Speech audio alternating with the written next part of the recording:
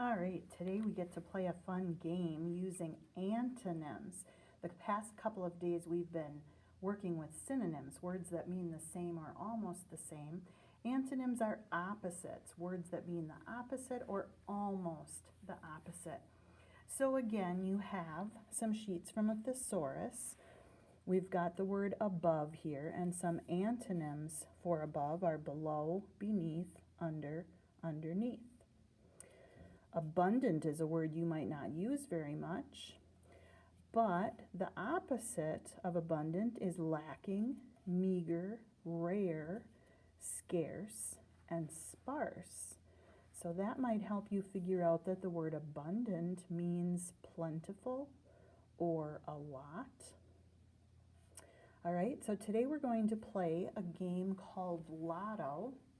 It's a lot like bingo, so it's not hard to learn at all. If you can print off the different game boards in your video. So there are words in a grid, and there are 4 different game boards, so you can play with 4 people, and everybody can have a different board. And let's just say that this is my board, okay? I've got the words admire, descendant, proud, rare, calm, plump, together, cheerful, simple, interesting, attack, and kind. Then there are also 2 sheets in that video that are words that will have antonyms. So these are the words you draw. So when it is your turn, you would have these words cut up and stacked in a deck, and so you would draw one. And let's say that I drew the word cruel. Let me grab a scissors quick. If I drew the word cruel, I'm just going to cut it out here really fast.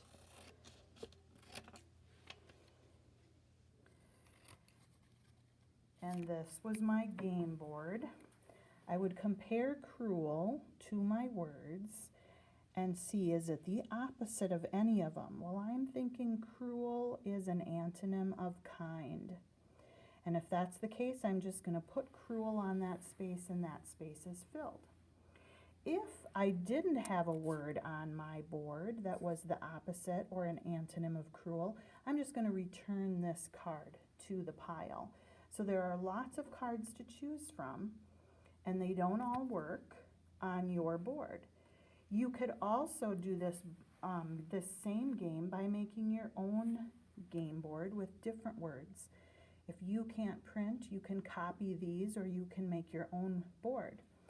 So this will be a fun way to practice your antonyms and learn some new words at the same time. So play with some people at home. You can play with 2 people. You can play with 4 people. If you want to make more boards, you can play with more. You could even play it by yourself just as practice to match up the antonyms, and then use Google or a dictionary to help make sure that you're correct. So have fun.